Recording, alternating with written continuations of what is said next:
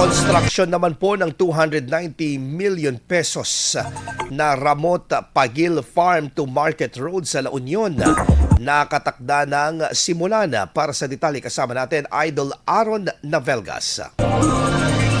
104.7 IFM Report.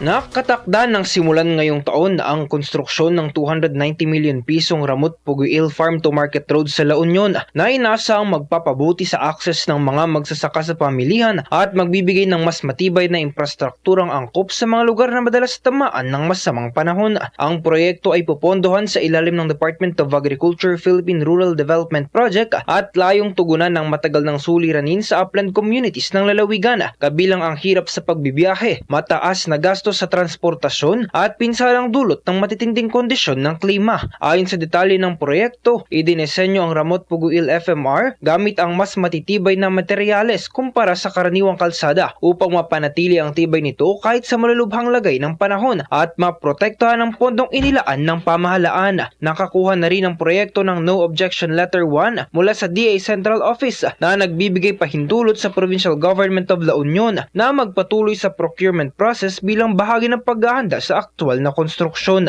Sa sandaling matapos, inasang mababawasan ang oras ng biyahe at gastos sa paghakot ng produkto. Gayon din ang pagkasira ng mga high-value agricultural products mula sa mga sakahan sa kabundukan patungo sa mga pangunahing pamilihan. Kasama mo sa IFM News Dagupan, Idol Aaron Navelgas sa Tak IFM.